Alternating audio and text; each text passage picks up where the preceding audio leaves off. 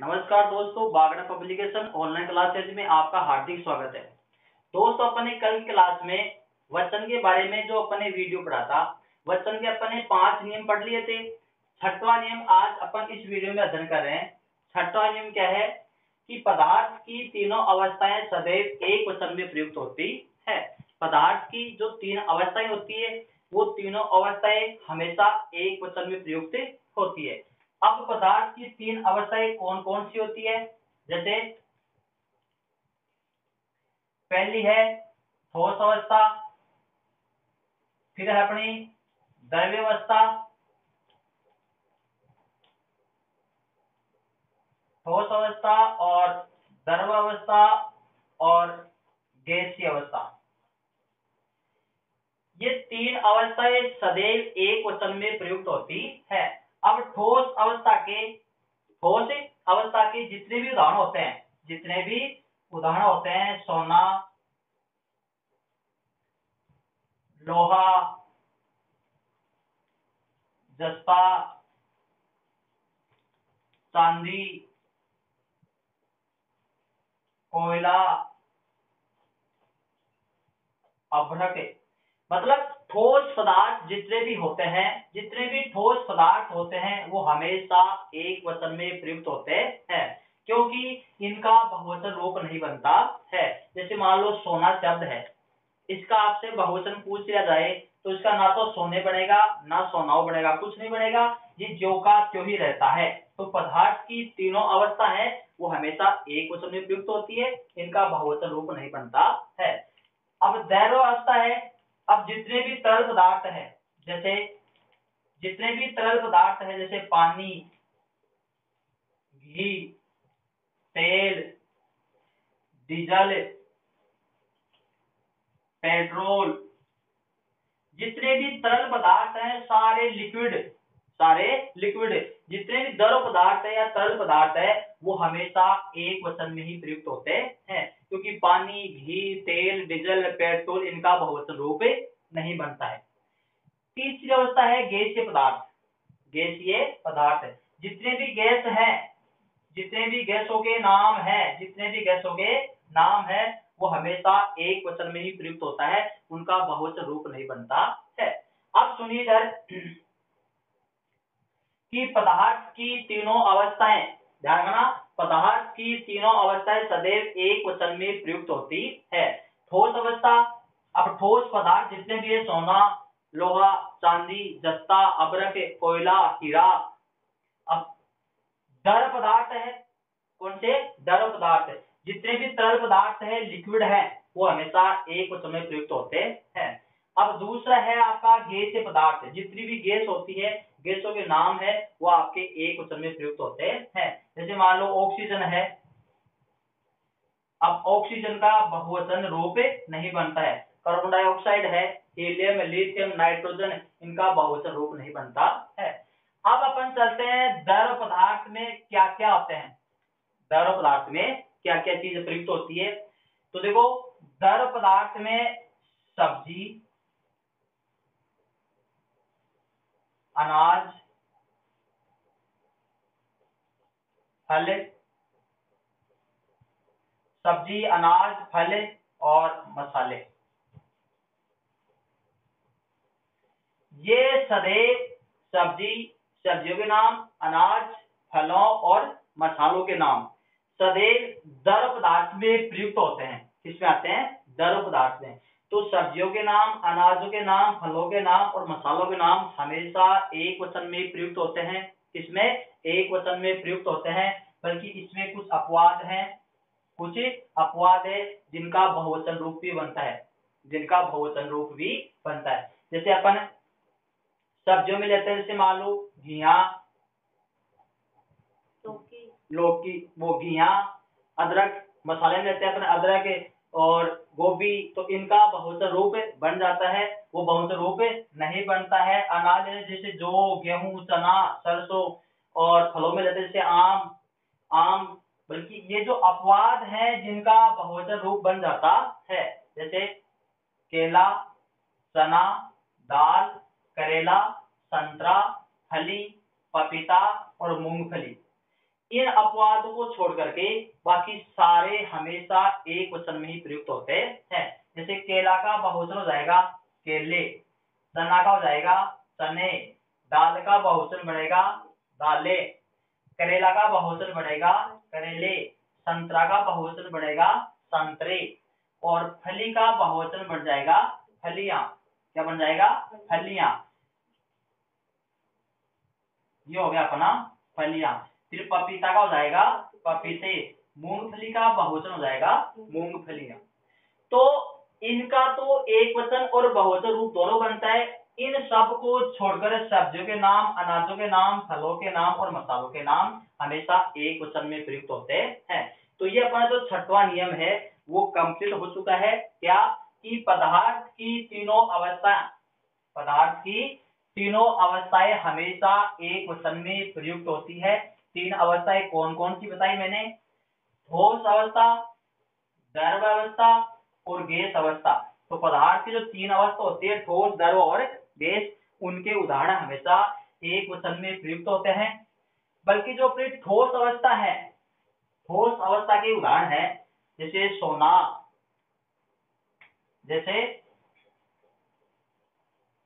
सोना, लोहा और चांदी। ये ठोस पदार्थ है, सोना, लोहा, चांदी और जस्ता। ये ठोस पदार्थ हैं, इनका बहुवचन रूप नहीं बनता है, बल्कि इनके आगे कुछ संज्ञा शब्द जोड़ देने पर, सुन रहे इधर, इनके आगे कुछ संज्ञा शब्द जोड़ देने पर इनका बहुवचन रूप बन जाता है। जैसे सोना एक वचन में रहेगा, इसका अगर आपसे बहुवचन पूछ ले तो सोना का बहुवचन नहीं बनता है। इनके आगे अगर दूसरी संज्ञा अपन जोड़ देते हैं, ऐड कर देते हैं कारक चिन्ह के आधार पर, परसर्ग का प्रयोग करके इनके साथ में अगर दूसरी संज्ञा जोड़ देते हैं तब इनका बहुवचन का रूप बन जाता है। जैसे सोना है, ये एक वचन का रूप है। अब इसका बहुवचन का बनेगा सोने की खान। देखो सोने की खान, अब देखो यहाँ पर सोने की खान। अब यहाँ पर एक जो दूसरा अपन संज्ञा शब्द जोड़ देते हैं तब इसके बहुवचन रूप बन जाता है। जैसे लोहे के बर्तन,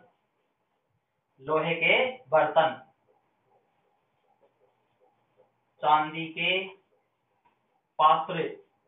के पात्र और जस्ते की मूर्ति। ये देखो अब यहाँ पर सोने की खान, लोहे के बर्तन, चांदी के पात्र, जस्ते की मूर्तियां। तो अब यहाँ पर ये जो बहुवचन रूप बन रहा है, ये बहुवचन रूप है, इनका क्रियक बहुवचन रूप है। कौन सा है? क्रियक बहुवचन रूप। वैसे इन जो ठोस पदार्थ होते हैं उनका बहुवचन रूप बनता नहीं है, बल्कि इन संज्ञा शब्दों के साथ में दूसरी संज्ञा शब्द जोड़ देते हैं तब इनका बहुवचन रूप बन जाता है। बल्कि आपसे ये पूछ लिया जाए कि सोने का बहुवचन क्या होगा, तो इनका बहुवचन रूप नहीं बनता है। अब चलते अपन, ये तो हो गया अपना छठवां नियम की पदार्थ की तीनों अवस्थाएं सदैव एक वचन में प्रयुक्त होती है। अब अगला सातवां नियम है अपना। सातवां नियम क्या है? कि व्यक्तिवाचक और जातिवाचक संज्ञा सदैव एक वचन में प्रयुक्त होती है। अगर देखो अपने संज्ञा कितनी होती है? संज्ञा होती है तीन। संज्ञा कौन सी होती है? संज्ञा कितनी होती है? तीन। व्यक्तिवाचक, जातिवाचक और भाववाचक। तो इनके बारे में अपने वीडियो में जो संज्ञा का वीडियो पढ़ा था उसमें अपन ने व्यक्तिवाचक, जातिवाचक और भाववाचक के पूरे नियम पढ़ लिए थे। बल्कि ध्यान रखना, व्यक्तिवाचक संज्ञा हमेशा एक वचन में प्रयुक्त होती है, भाववाचक संज्ञा हमेशा एक वचन में प्रयुक्त होती है, जातिवाचक संज्ञा एक वचन और बहुवचन दोनों में प्रयुक्त होती है। ध्यान देना इधर कि जातिवाचक संज्ञा एक वचन और बहुवचन दोनों में प्रयुक्त होती है, व्यक्तिवाचक संज्ञा हमेशा एक वचन में होती है और भाववाचक संज्ञा के उदाहरण हमेशा एक वचन में होते हैं। तो सातवां नियम अपना यही है कि व्यक्तिवाचक और जातिवाचक संज्ञा सदैव एक वचन में प्रयुक्त होती है। अगर व्यक्तिवाचक संज्ञा का उदाहरण आता है और भाववाचक संज्ञा का उदाहरण आता है तो वो हमेशा एक वचन में प्रयुक्त होंगे, उनका बहुवचन रूप नहीं बनता है। जैसे यहाँ पर लिखा, जैसे मान लो राम, जयपुर, भारत, गीता, सीता, हिमालय। अब देखो राम, जयपुर, भारत, गीता, सीता, हिमालय। अब व्यक्तिवाचक में कौन कौन से उदाहरण होते हैं? व्यक्ति विशेष, वस्तु विशेष और स्थान विशेष के नाम हो, वो हमेशा व्यक्तिवाचक संज्ञा के उदाहरण माने जाते हैं। तो देखो व्यक्तिवाचक संज्ञा के उदाहरण राम, जयपुर, भारत, गीता, सीता, हिमालय, ये व्यक्तिवाचक संज्ञा के उदाहरण है। अब इनका बहुवचन रूप नहीं बनता है। ऐसा नहीं राम का बहुवचन रामो हो जाएगा, नहीं होगा। राम राम में रूप में रहेगा, जयपुर, भारत, गीत, सीता और गीता और सीता और हिमालय, ये जो का त्यों ही रूप बना रहेगा। तो व्यक्तिवाचक संज्ञा हमेशा एक वचन में प्रयुक्त होती है। अब है अपन भाववाचक संज्ञा को उदाहरण लिखते हैं, जैसे क्रोध, दया, जलन, घृणा, सुख, भूख, प्यास। देखो क्रोध, दया, जलन, घृणा, सुख, भूख और प्यास, सुख, भूख और प्यास। तो ये भाववाचक संज्ञा के उदाहरण है, इनका बहुवचन रूप नहीं बनता है। अब आपको पता कैसे चलेगा कि भाववाचक संज्ञा है या व्यक्तिवाचक संज्ञा है? तो देखो व्यक्तिवाचक संज्ञा को अपन स्पष्ट भी कर सकते हैं और देख भी सकते हैं। व्यक्तिवाचक संज्ञा को अपन स्पष्ट भी कर सकते हैं और देख भी सकते हैं, बल्कि भाववाचक संज्ञा को केवल अपन महसूस कर सकते हैं, ना स्पष्ट कर सकते हैं और ना देख सकते हैं। तो क्रोध, दया, जलन, घृणा, सुख, भूख और प्यास, ये सब महसूस करने योग्य है। भूख को अपन महसूस कर लेते हैं, प्यास को अपन महसूस कर सकते हैं, सामने वाले व्यक्ति को देखकर ये महसूस कर सकते हैं कि क्रोध आ रहा है उसको, है ना। तो ये भाववाचक संज्ञा हमेशा महसूस करने योग्य होती है और व्यक्तिवाचक संज्ञा स्पर्श करने और देखने योग्य होती है। बल्कि व्यक्तिवाचक और भाववाचक संज्ञा के जितने भी उदाहरण होते हैं वो हमेशा एक वचन में ही प्रयुक्त होते हैं, इनका बहुवचन रूप नहीं बनता है।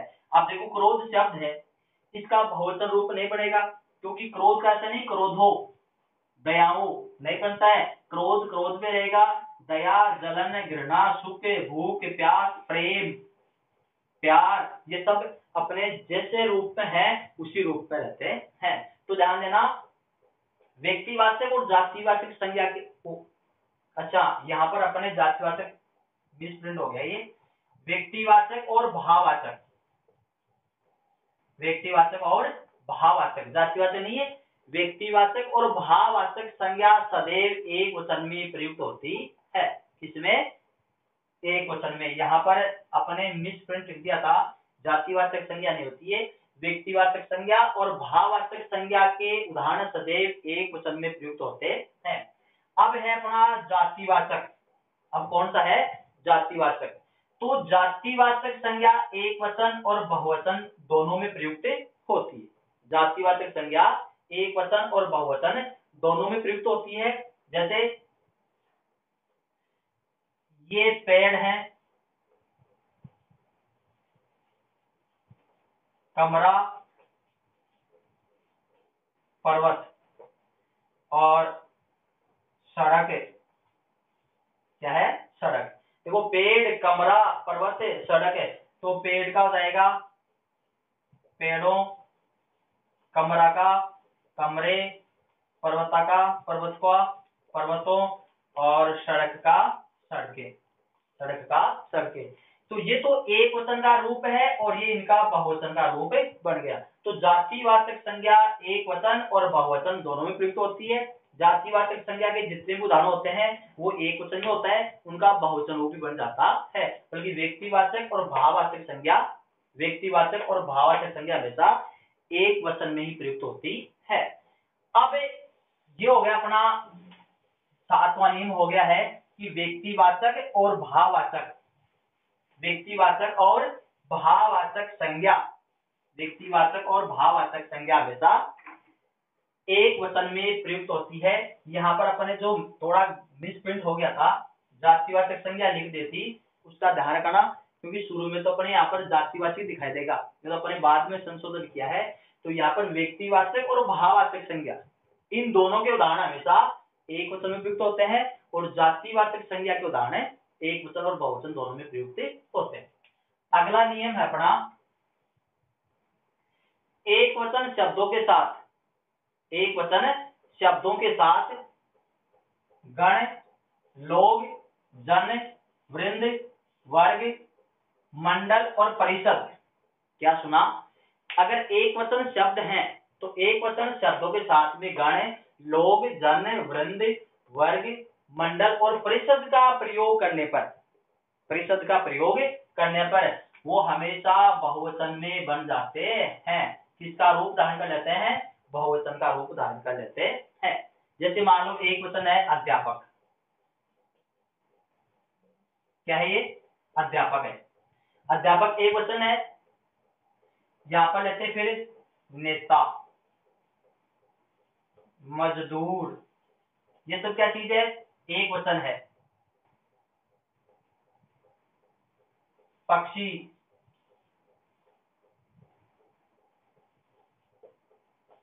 छात्र, युवा,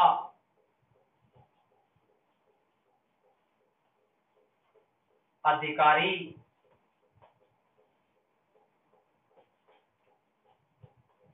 मंत्री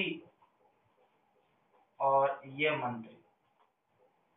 आप सुने जा रहे? अध्यापक, नेता, मजदूर, पक्षी,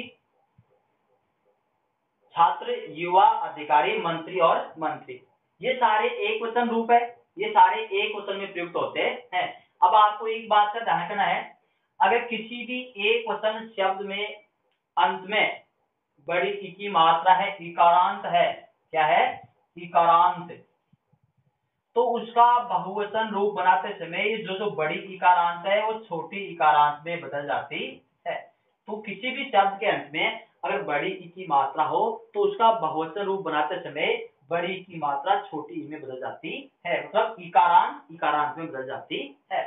अब सुनो इधर कि एक वचन शब्दों के साथ गण, लोग, जन, वृंद, वर्ग, मंडल, परिषद का प्रयोग करने पर बहुवचन बन जाते हैं। तो देखो, अध्यापक, नेता, मजदूर, पक्षी, छात्र, युवा, अधिकारी और मंत्री, ये सब एक वचन है। अब इनके साथ में अपन गण का प्रयोग करते हैं, अध्यापक गण, अध्यापक गण, तो ये हो गया अब आपका बहुवचन। यहां पर कहते हैं अपन नेता, नेता लोग, क्या कहते हैं? नेता लोग, ये क्या बन गया आपका? बहुवचन। मजदूर लोग, पक्षी, अब यहाँ पर पक्षी बड़ा है, बल्कि इसमें वृंद का प्रयोग करने पर यह आपका पक्षी छोटा जाएगा, पक्षी वृंद, पक्षी वृंद, ये आपका बहुवचन रूप बन गया है। छात्र वर्ग, युवा वर्ग और अधिकारी वर्ग और मंत्री, अब देखो मंत्री दोनों में बड़े हैं, बल्कि यहाँ पर मंत्री में अपन मंडल जोड़ते हैं, मंत्री मंडल, मंत्री मंडल और मंत्री परिषद, मंत्री परिषद, तो ये हो गया अब आपका बहुवचन का रूप, बल्कि यहाँ पर छोटी की मात्रा बदल जाती है। तो ये देखो, ध्यान देना, अपने 6 नियम कौन से हैं? पदार्थ की तीनों अवस्थाएं सदैव एक वचन में प्रयुक्त होती है। पदार्थ की 3 अवस्था होती है, ठोस, द्रव्य और गैस। ठोस पदार्थ सारे एक वचन में होंगे, द्रव पदार्थ एक वचन में होंगे और गैसीय पदार्थ भी एक वचन में प्रयुक्त होंगे। अब अपने द्रव पदार्थ में आते हैं, सब्जी, फल, फूल, अनाज और मसाले, इनमें हमेशा एक वचन होता है, उनका बहुवचन रूप नहीं बनता है, बल्कि कुछ अपवाद है, केला, चना, दाल, करेला, संतरा, फली और पपीता, इनका बहुवचन रूप भी बनता है, जैसे केला का केले। फिर चना चने, दाल दालें, करेला करेले, संतरा संतरे, फली फलियां, पपीता पपीते और मूंगफली मूंगफलियां, इनका एक वचन और बहुवचन रूप दोनों बनता है, बाकी का नहीं बनता है। अब 7वां नियम ये था कि व्यक्तिवाचक संज्ञा और भाववाचक संज्ञा हमेशा एक वचन में प्रयुक्त होती है। जातिवाचक व्यक्तिवाचक संज्ञा के जितने भी उदाहरण है हमेशा एक वचन में प्रयुक्त होंगे, भाववाचक संज्ञा के जितने भी उदाहरण है वो हमेशा एक वचन में प्रयुक्त होंगे, बल्कि जातिवाचक संज्ञा के उदाहरण एक वचन और बहुवचन दोनों में प्रयुक्त होंगे। अब 8वां नियम है अपने पास, एक वचन शब्दों के साथ, अगर एक वचन शब्द है उनके साथ में गण, लोग, जन, वृंद, वर्ग, मंडल और परिषद का प्रयोग कर देते हैं तो उनका बहुवचन बन जाता है। जैसे अध्यापक गण, नेता लोग, मजदूर लोग, पक्षी, पक्षी एक वचन है, पक्षी वृंद बहुवचन है, छात्र वर्ग, युवा वर्ग, अधिकारी वर्ग, मंत्रिमंडल और मंत्री परिषद, है ना। ये हो गया आपके बहुवचन के रूप। अगर अभी तक आपने चैनल को सब्सक्राइब नहीं किया है तो सबसे पहले सब्सक्राइब कीजिएगा और पास में जो बेल आइकन है उसको जरूर दबाएगा ताकि नया नोटिफिकेशन आपके पास सबसे पहले पहुंचे जाए। दोस्तों अगर ये नियम अपने हैं, वचनों के नियम है, इनका और डीपली गहराई से अध्ययन करना है तो ये अपनी पुस्तक है बागड़ा पब्लिकेशन जयपुर। पुस्तक का नाम है भारतीय हिंदी व्याकरण कोश। इस पुस्तक की अपना सहायता ले सकते हैं। इसमें प्रत्येक टॉपिक के पीछे 50 ऑब्जेक्टिव क्वेश्चन है और थ्योरिकल पुस्तक है। इसमें व्याकरण के जितने भी टॉपिक है वो पूरे आपको डीपली विस्तृत रूप से पढ़ने को मिल जाएगा। धन्यवाद।